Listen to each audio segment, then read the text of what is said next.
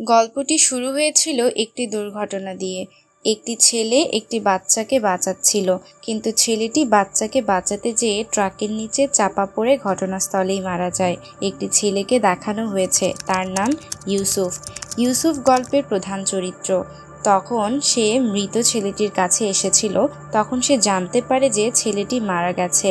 সেই ইউসুফ এবং যে ইউসুফ দাঁড়িয়ে দেখেছে সে একটি আত্মার আকারে রয়েছে।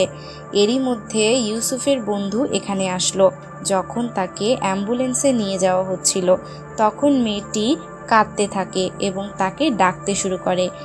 এটা দেখে ইউসুফ বলে, এই তো আমি আছি, তোমার পেছনে আছি। কিন্তু সে তার আত্মার আকারে ছিল বলে তার বন্ধু তাকে শুনতে পায়নি এবং দেখতেও পাচ্ছে না। এরপর ইউসুফ মৃত্যুর কিছু সময় আগে আমাদের দেখানো হয়েছে। দেখা গেল যে খুব চঞ্চল ছেলে, সে খুব শক্তিশালী ছেলে এবং দেখা গেল সে মারামারি করছে, কিন্তু মনের দিক থেকে সে খুব ভালো মানুষ ছিল। তার বন্ধুরা তাকে সবসময় মারামারি থেকে দূরে রাখত। স্কুলে সে দেখে যে কিছু ছেলে অন্য একটা ছেলেকে ধমকে দিচ্ছে। ইউসুফ তাকে সাহায্য করার জন্য সেই ছেলের সাথে মারামারি করে। এরই মধ্যে সেখানে শিক্ষক এসেছিলেন। শিক্ষক এসব দেখে মনে করেন ইউসুফ অন্য ছেলেদের বিরক্ত করে, ঝামেলা বাঁধায়, ছেলেদের সাথে অন্যায়ভাবে মারামারি করেন। ইউসুফ কিছু না বলে সেখান থেকে চলে যায়। সে যখন বেরিয়ে আসে তখন ওই ছেলেটা তার কয়েকজন বন্ধু নিয়ে তার সামনে আসে। ওই ছেলেটি ইউসুফের সাথে আবার মারামারি করতে চেয়েছিল। ছেলেটি সবসময় ইউসুফের সাথে মারামারি করে জিততে চেয়েছিল, কিন্তু আজ ইউসুফ তার সাথে লড়াই করে এবং সবাইকে অনেক মারধর করে। তারপর সেখান থেকে চলে যায়। অন্যদিকে উড়ন্ত পোকা একটি গর্ত থেকে বেরিয়ে আসে। পোকাটি একটা ট্রাক চালকের নাকে ঢুকে। এটি হওয়ার সাথে সাথে ড্রাইভার ট্রাকটিকে থামাতে পারে না। সে তার নিয়ন্ত্রণ হারিয়ে ফেলে বলেই সে প্রচণ্ড গতিতে ট্রাক চালাতে থাকে। এটি সেই ট্রাক যেটা একটি শিশুকে চাপা দেওয়ার আগে ইউসুফ শিশুটিকে বাঁচিয়ে নিজেই ট্রাকের নিচে চাপা পড়ে মারা যায়। বলা হয়ে থাকে যে এই গল্পটি মানুষ এবং শয়তানের রাক্ষসের জগৎ নিয়ে। বহু বছর আগে মানুষের পৃথিবী এবং রাক্ষস একে অপরের সাথে সংযুক্ত ছিল। যদি একজন মানুষ সেই পৃথিবীতে চলে যায় তাহলে ইয়োকাই মানুষকে আক্রমণ করবে এবং তাদের হত্যা করবে। ইয়োকাই হলো সেই রাক্ষস যাদের বিশেষ ক্ষমতা রয়েছে। শুধু তাই নয়, মাঝে মাঝে মানব জগতে আসত ভূত এবং তারা মানুষের সাথে খারাপভাবে যুদ্ধ শুরু করে। এটা দেখে তৃতীয় বিশ্বের জগৎ অর্থাৎ আত্মার জগৎ দুই জগৎকে আলাদা করার সিদ্ধান্ত নিল। তারা দুই বিশ্বের মধ্যে একটি সীমানা তৈরি করেছে যা তাদের আলাদা করেছে। কিন্তু তবুও মাঝে মাঝে ভূত আসে মানুষের জগতে, সেই উড়ন্ত পোকার মতো। অন্যদিকে ইউসুফ একটি আত্মার রূপে ছিল। মৃত্যুর পরই তার সাথে দেখা করে। সে তাকে বলে যে আমি তোমাকে আত্মার জগতে নিয়ে যেতে এসেছি। এরপরে ইউসুফকে একটি নৌকায় নিয়ে যায়। এরপর তাকে নিয়ে আত্মার জগতে পৌঁছায়। সেখানে তারা আত্মার জগতে প্রধানের সাথে দেখা করে। প্রধান ইউসুফকে দেখার পরে তাকে একটি প্রস্তাব দেন, আমি আবার তোমাকে জীবিত করতে পারি, কিন্তু বিনিময়ে তোমাকে আত্মার জগতের গোয়েন্দা হতে হবে। তোমার কাজ হবে রাক্ষসদের ধরা, ভূতের জগৎ থেকে মানুষের জগৎ, এবং তোমাকে খুঁজে বের করতে হবে কেন রাক্ষসরা মানুষের জগতে এসেছে। কিন্তু ইউসুফ স্পষ্টভাবে এটা অস্বীকার করে। তারপর মৃত্যু পরই তাকে বোঝাতে থাকে। এরপর দৃশ্যে একজন ক্যাসিনো মালিককে দেখানো হয়েছিল। ক্যাসিনোতে খেলা হচ্ছিল। এদিকে ইউসুফ আত্মা তার বাড়িতে আসলো। সে দেখে যে আমার মৃত্যুতে আমার মা এবং বন্ধুরা খুব কষ্ট পাচ্ছে, তারা কাঁদছে। এটা দেখে ইউসুফকে খুব খারাপ লাগলো, তাই সে আত্মার জগতে প্রধানের প্রস্তাবে রাজি হয়ে যায়।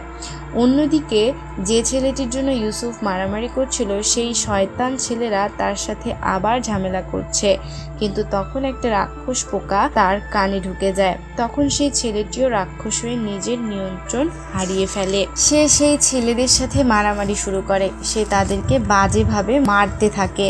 তারপর তাকে শেষ করতে ছেলেরা পেট্রোল ছিটিয়ে দেয়, কিন্তু সেই রাক্ষস ছেলেটি প্রথমে সবাইকে মেরে ফেলে, তারপর পেট্রোল জ্বালিয়ে দেয়। আগুন ছাড়িয়ে ইউসুফের বাড়িতে আগুন ধরে যায়। এখন যদি ইউসুফ আবার বেঁচে থাকতো তখন তার শরীরকে পোড়ার হাত থেকে বাঁচাতে হতো, যা এই সময়ে অসম্ভব ছিল।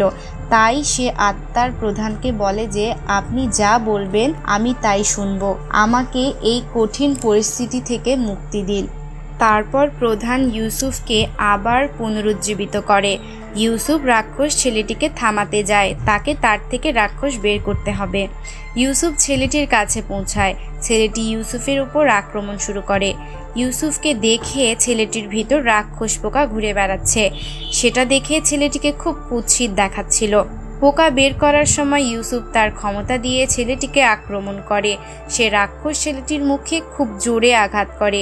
রাক্ষস পোকা তার শরীর থেকে বেরিয়ে আসে। পরের দিন সকালে ইউসুফ তার বাড়িতে গেল। তাকে আবার জীবিত দেখে তার মা এবং বন্ধুরা খুবই খুশি হয়। অন্যদিকে আত্মার জগতে প্রধান মৃত্যুর পরীকে বলে যে এখন ইউসুফকে সমস্ত ইয়োকাই রাক্ষসদের সাথে লড়াই করতে হবে। এই বলে তিনি 3টি মূল্যবান জিনিস দেখান। এই 3টি জিনিসের মধ্যে একটি ছিল আয়না, একটি ছিল ছুরি এবং আরেকটি ছিল বৃত্তাকার জিনিস। এদিকে 3টি ইয়োকাই রাক্ষস অন্য রাক্ষসদের হত্যা করতে এগিয়ে যায়, কারণ তারা যেভাবেই হোক ওই 3টি জিনিস পেতে চায়। পরের দিন একটি পার্কে অনেক বাচ্চা খেলছিল। একটি ইয়োকাই রাক্ষসও বেঞ্চে বসেছিল। উনি মানব রূপে ছিলেন আর সেই গোলাকার জিনিসটা সে তার হাতে ধরেছিল। তিনি এই বৃত্তাকার জিনিস নড়াচড়া শুরু করেন। তখনই দমকা হাওয়া সেখানে আসে। সব বাচ্চারা অসুস্থ হয়ে অজ্ঞান হয়ে পড়ে। অন্যদিকে ইউসুফ আত্মার জগতে তার আত্মা শক্তি ব্যবহার করতে শিখেছিল। তাকে তার পাওয়ার পিস্তল দিয়ে গুলি করতে শিখতে হচ্ছিল, কিন্তু প্রতিবারই সে ব্যর্থ হচ্ছিল। এরপর ইউসুফ হাসপাতালে আসে। তার সাথে মৃত্যু পরী ছিল। হাসপাতালে অচেতন সব বাচ্চাদের নিয়ে আসা হয়েছে। মৃত্যু পরীর তাকে বলে যে এই ইয়োকাই রাক্ষস এগুলো করেছে। কার হাতে ওই গোল জিনিসটা ছিল? গোল জিনিসের সাহায্যে বাচ্চাদের সকল আত্মাকে তিনি নিজের দিকে টেনে নিয়েছিলেন, কারণ তিনি বাচ্চাদের সমস্ত আত্মা খেতে চান। আর সেই ইয়োকাই থেকে এই বাচ্চাদের বাঁচানোর একটাই উপায় এখন, আর তা হলো তুমি সেই ইয়োকাই রাক্ষসের সাথে লড়াই করবে আর তুমি তার কাছ থেকে সেই গোল জিনিসটা ছিনিয়ে নিবে। এই হাসপাতালে ইউসুফের সেই বাচ্চাটির সাথে দেখা হয়। সেই বাচ্চাটি সে ট্রাকের হাত থেকে বাঁচিয়ে সে নিজেই ট্রাকে চাপা পড়ে মরে গিয়েছিল। বাচ্চাটি তাকে বলে আমার বাড়ির সামনে পার্কে আরও অনেক বাচ্চা অজ্ঞান হয়ে আছে। এরপর ইউসুফ সেই পার্কে গেলে দেখে বাচ্চারা সত্যিই খারাপ অবস্থায় ছিল, মাটিতে সর্বত্র ছড়িয়ে পড়েছিল। সেই ইয়োকাই রাক্ষসকেও দেখে, তার হাতে গোলাকার জিনিসটা ছিল। ইউসুফ তার পেছন পেছন যেয়ে একটি গাড়ি পার্কিং এলাকায় গেল। সেই মানব রূপে রাক্ষসকে খুব ভয়ঙ্কর লাগছিল। ইউসুফ আক্রমণ করলো, কিন্তু রাক্ষসটি ইউসুফকে ছুঁড়ে মারলো। এভাবে তাদের লড়াই চলতে থাকে। ইউসুফ পাওয়ার পিস্তল ব্যবহার করতে চেষ্টা করছিল, কিন্তু হচ্ছিল না। এদিকে একজন লাল কৈশিক ইয়োকাই রাক্ষস দূর থেকে দেখছিল। উনার কাছে ওই দর্পণটি আছে যেটা আত্মার জগতে দেখেছিলাম। তারপর সেই রাক্ষস ইউসুফকে মারধর করে এবং তাকে বাতাসে ফেলে দেয়। এমন সময় ওই বাচ্চাটি আসে। সেই ইয়োকাই রাক্ষসকে বলে দয়া করে ভাইকে ছেড়ে দিন। বাচ্চাটিকে দেখে ইয়োকাই রাক্ষস আবার গোল জিনিসটা ব্যবহার করতে শুরু করে এবং এর সাহায্যে তিনি বাচ্চাটির আত্মাকে তার দিকে টানতে শুরু করেন। এক পর্যায়ে ইউসুফ লাফিয়ে তার দিকে আসে এবং সে তার পাওয়ার পিস্তল দিয়ে তার মুখে গুলি করে। রাক্ষসটি অনেক দূরে পড়ে গেল আর এখানেই তার মৃত্যু হয়। রাক্ষসটি মরে যাওয়াতে বাচ্চাদের সমস্ত আত্মা গোল জিনিস থেকে বেরিয়ে আসে। বাচ্চারা মুক্ত হয়। এদিকে সেই ধনী ক্যাসিনো মালিককে দেখানো হয়েছিল। তিনি একটি রাক্ষস মেয়ে খাঁচায় বন্দি করে রেখেছিলেন। যখনই সে মেয়েটি কাঁদত তার একটি অশ্রু থেকে মূল্যবান মার্বেলের মতন বরফে পরিণত হতো। ধনী লোকটি খুব লোভী ছিল। সে ভাবছিল এই মূল্যবান মার্বেল বিক্রি করে আরও ধনী হবে। তিনি রাক্ষস মেয়েটি উপর অনেক অত্যাচার করত যেন সে কাঁদে এবং তার অশ্রু থেকে মূল্যবান মার্বেল পায়। তারপর ধনী লোকটি মূল্যবান মার্বেলগুলো বিক্রি করতে যায়। এখন আমাদের আরেকটা রাক্ষস দেখানো হয়েছে। তার কাছে অনেক মূল্যবান মার্বেল ছিল, কারণ রাক্ষস মেয়েটির এই রাক্ষসের বোন ছিল। কিন্তু দুই ভাই বোন একে অপরের থেকে বিচ্ছিন্ন ছিল। এই রাক্ষসের সাথে সেই মূল্যবান ছুরিও ছিল, যা আমরা আগেই আত্মার জগতে দেখেছি। সে তার ছুরি দিয়ে কপাল কাটছিল। এদিকে ইউসুফ ওই লাল কৈশিক রাক্ষসের পিছু নিয়েছিল। রাক্ষসটি হাসপাতালে যে একজন মহিলার সাথে দেখা করেন। রাক্ষসটি জানতে পেরেছে ইউসুফ আমাকে তাড়া করছে, সেজন্য তিনি নিজে এসে ইউসুফের সাথে দেখা করেন এবং তাকে নিজের সম্পর্কে বলতে শুরু করেন। সেই 17 বছর আগে কেউ আমাকে আক্রমণ করেছিল, আমি আহত হয়েছিলাম, কিন্তু মরতে চাইনি। সেজন্যই আমি মানুষের পৃথিবীতে এসেছি এবং একজন মহিলার গর্ভে ছিলাম। নারী সন্তানের বদলে আমি জন্ম নিলাম। আমি ভাবলাম আমি যখন বড় হব তখন ক্ষমতা ফিরে পাবো, তারপর এখান থেকে ফিরে যাব। আর সেই নারীর কারণে যার থেকে আমার জন্ম সে আমার মা, তাই আমি তাকে অনেক ভালোবাসতে শুরু করলাম। আমার মায়ের হাতে মাত্র কয়েকদিন সময় আছে, তারপর সে মারা যাবে। তাই আমি সেই বিশেষ আয়না ব্যবহার করতে চাই, কারণ রাতে চাঁদের আলোয় আয়নাটি অনেক শক্তিশালী হয়। আর সেই রাতে যা কিছু চাওয়া হবে আয়না তাকে তাই দেয়। আমি সেই রাতে আয়নার কাছে আমার মায়ের জীবন চাইব। তখন মৃত্যুর পর ইউসুফকে এসে বলে, আয়না যদি চাওয়াতে কিছু দেয় তারপর বিনিময়েও কিছু নেয়, হয়তো তিনি মায়ের জীবনের বিনিময়ে নিজের জীবন দিতে চায়। এই কথা শুনে ইউসুফ লাল কৈশিক ইয়োকাই রাক্ষসকে বাঁচাতে ছুটে গেল। লাল কৈশিক ইয়োকাই রাক্ষস আয়নার কাছে মায়ের জীবন চাইল। আয়না থেকে অনেক ঢেউ বেরিয়ে এলো, চারিদিকে ছড়িয়ে পড়ল প্রচুর শক্তি। সেখানে ইয়োকাই তাকে দেখে ইউসুফ লাফ দেয়। সে রাক্ষসটিকে থামানোর চেষ্টা করে, কিন্তু আয়নায় তার ইচ্ছা পূরণ করেছে। এটি তার মাকে জীবন দিয়েছে, কিন্তু তার আগেই আয়না ইয়োকাই রাক্ষসকে মেরে ফেলে। ইউসুফ আয়নার সাথে চুক্তি করে, আমি তোমাকে আমার জীবন দিচ্ছি, বিনিময়ে রাক্ষসকে কিচ্ছু করো না। তাই আয়না শুধু তার নয়, দুজনের জীবনই অর্ধেক কেড়ে নিয়েছে, তাদের শক্তির বাইরে ফেলে দেয়। এদিকে সেই রাক্ষসের মেয়ের ভাই কপাল কেটে ফেলেছিল। তার কাটা কপাল থেকে একটি চোখ বেরিয়ে আসে। রাক্ষসটি সেই চোখ দিয়ে দেখে যে ওই ধনী ক্যাসিনো মালিকটি তার বোনের মূল্যবান মার্বেল বিক্রি করতে যাচ্ছে। তাই রাক্ষসটি দ্রুত সেখানে যায়। সে তার ছুরি দিয়ে লোকটি গাড়ি নিচে কেটে দেয় এবং মার্বেলগুলো সে নিয়ে নেয়। ধনী লোকটি জানতে পারলো তার রাক্ষস ভাই মূল্যবান মার্বেলগুলো নিয়ে চলে গেছে। তাই তিনি ক্যাসিনো মালিকের সাথে দেখা করতে যান। সেখানে আরেক ইয়োকাই রাক্ষস ছিল, তার নাম টগুরো ডেমন। এই টগুরো রাক্ষসের উপরে বসেছিল আরেক টগুরো রাক্ষস, মানে দুইজন রাক্ষস, একজন বৃদ্ধ রাক্ষস আর একজন যুবক রাক্ষস। ক্যাসিনোর মালিক তাদেরকে নতুন কাজ দিতে চাইলো। অন্যদিকে ইউসুফ ছুরিটি নেয়ার জন্য রাক্ষসের মায়ের ভাইয়ের কাছে আসলো। দুজনের মধ্যে মারামারি শুরু হয়, কিন্তু ইউসুফ তার কাছ থেকে ছুরি নিতে পারে না। এদিকে ক্যাসিনোর মালিক একজন বিজ্ঞানীর সাথে একটি বিশাল বড় মেশিনের কাছে এসেছিল। তিনি এই মেশিনের দরজা খুলে দিতে এসেছিলেন। এই মেশিনের মাধ্যমে রাক্ষসটা আবার মানুষের রূপে ফিরে আসতে পারে, কিন্তু এটার জন্য ক্যাসিনো মালিকের আরও অর্থের প্রয়োজন ছিল। অন্যদিকে ইউসুফ অনেক দিন ধরে প্রশিক্ষণ নিয়েছিল, এ কারণে সে অনেক ক্লান্ত হয়ে পড়ে। সে প্রশিক্ষণ দিতে দিতে কয়েকদিনের মধ্যে আঙুলের শক্তি জোগাড় করে। সে ঘন্টার পর ঘন্টা একটি আঙুলের উপর ভর দিয়ে থাকতে পেরেছিল। কিভাবে তার ক্ষমতা ব্যবহার করতে হয় সে শিখে ফেলেছে, সেজন্য সে এখানে তার ক্ষমতা দিয়ে বিস্ফোরণ ঘটায়। টগুরু দূর থেকে এগুলো দেখে ফেলে, তাই সে ইউসুফের সাথে লড়াই করতে ইউসুফের আসার জন্য তৈরি হয়। এদিকে নারী গুরু এটা বুঝতে পারে এবং ইউসুফকে জানায়। সে যাওয়ার আগে তার সব ক্ষমতা ইউসুফকে দিয়ে দেয়। রাক্ষসের মেয়ের ভাই ইউসুফের বন্ধুকে অজ্ঞান করে। এটা দেখে ইউসুফ খুব রেগে যায়। এজন্য রাক্ষস মেয়ে ভাই ইয়োকাই রাক্ষসের সাথে মারামারি শুরু করে, কিন্তু এটা রাক্ষস মেয়ের ভাই ছিল না, টুগুরু তার রূপ ধারণ করেছিল। তারপর ইউসুফ ও টুগুরু মারামারি শুরু করে। তাদের লড়াই দেখে কুরমা এসে থামায়।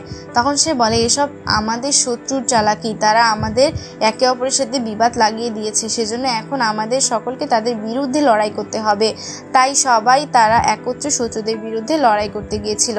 তারা ক্যাসিনো মালিকের দ্বীপে চলে গেল। এখানে তারা জানতে পারে ক্যাসিনোর মালিক আমাদের ইয়োকাই ডেমনের সাথে লড়াই করতে চায়, যার উপর ধনী বাজি ধরবে। এ কারণে ক্যাসিনোর মালিক অনেক টাকা পাবেন। রাক্ষস মেয়ের ভাই তার বোনকে খুঁজতে চলে যায়। তারপর তাদের সামনে আসে আরেক ইয়োকাই রাক্ষস, তার সাথে কুমার লড়াই করতে শুরু করে। এখানে দুটি লড়াই চলছিল, এখানে একজন ইয়োকাই ডেমনের কুরামের সাথে। সেই সময় রাক্ষস মেয়ের ভাইও অন্য রাক্ষসের সাথে লড়াই করছিল। অন্যদিকে এই দুটি লড়াই সরাসরি জুয়ারিরা দেখছিল, তারা এই লড়াইয়ের জন্য শক্তি দিয়েছিল। সে কুরামের উপর অদ্ভুত আক্রমণ করছিল, কারণ তিনি ওই সময় মনিব রূপে ছিল। তাই এখন কুরামকে ইয়োকাই রূপে আসতে হবে। তারপর তাকে অনেক মারধর করেন এবং তাকে পরাজিত করেন। দ্বিতীয় লড়াইয়ে রাক্ষস মেয়ের ভাই জয়ী হয়, কিন্তু তার হাতে অনেক আঘাত লাগে। অন্যদিকে রাক্ষস মেয়েটি ও ইউসুফের বন্ধু একই খাঁচে বন্দী ছিল। তার দুই মেয়ে গৌরীকে ফাঁকি দিয়ে পালিয়ে যায়। এর মধ্যে এই তিনজনের উপর আরেকটি ইয়োকাই রাক্ষস আক্রমণ করে। তারা পালাতে শুরু করে এবং পুরনো টুগুরের মুখোমুখি হয়। অন্যদিকে ইউসুফ একটি জায়গায় পৌঁছায়, সেখানে অন্য টুগুরের সাথে লড়াই করতে হয়। এদিকে ক্যাসিনের মালিক সেই যন্ত্রটি খুলতে শক্তি প্রস্তুত করে। সেই শক্তি থেকে যেন দরজা খুলে যায় এবং রাক্ষসটা যেন মানব জগতে আসে। তারপর ক্যাসিনোর মালিক শক্তির সাহায্যে যন্ত্রটির দরজা খুলে দেয়। আসরের জগৎ থেকে প্রচুর রাক্ষস মানব জগতে আসতে শুরু করে। এটা দেখে আত্মার প্রধান খুব ভয় পেয়ে গেল, আর সেই দরজার উপর তিনি বড় ঢাল তৈরি করে দেন, যাতে রাক্ষসটা মানব জগতে আসতে না পারে। কিন্তু এই ঢাল বেশি দিন টিকবে না, তাই আত্মার প্রধান নিজেই ক্যাসিনো মালিকের কাছে আসেন। তিনি বলেন, আপনি কেন এসব করছেন, আপনি কি চান? ক্যাসিনোর মালিক বলেন, আমি এবার একই পৃথিবী দেখতে চাই, যেখানে মানুষ আর রাক্ষস একসাথে থাকবে। আত্মার প্রধান বলেন, এটা হতে পারে না, মানুষ এবং রাক্ষস একসাথে থাকতে পারে না। রাক্ষসটা সব মানুষই মেরে ফেলবে, পৃথিবী ধ্বংস হয়ে যাবে। তারপর ক্যাসিনোর মালিক একটা শর্ত দিয়েছিল, আপনার লোকেরা যদি আমার টুগুরুকে পরাজিত করে তাহলে আমি মেশিন বন্ধ রাখবো, এরপরে আমি আত্মহত্যা করব। এগুলো কথা শুনে আত্মার প্রধান রাজি হয়ে যায়। অন্যদিকে ইউসুফ টুগুরুর সাথে লড়াই করছিল। দুজনের পাওয়ার দিয়ে অনেক লড়াই হচ্ছিল। ইউসুফ টুগুরুর অনেক আক্রমণ করছিল, কিন্তু তার কিছুই হচ্ছিল না। এর পরিবর্তে টুগুরু বেশি শক্তিশালী হয়ে উঠছিল। এরপর বুড়ো টুগুরুও আসে। সেই টুগুরুর গায়ে আরেকটি টুগুরু ছিল। বুড়ো টুগুরু অন্য টুগুরুর গল্প বলতে থাকে। তিনি প্রথমে মানুষ ছিলেন, কিন্তু যখন তিনি ইয়োকাই রাক্ষসের ক্ষমতা দেখেন, তারপর সেও রাক্ষস হয়ে গেল।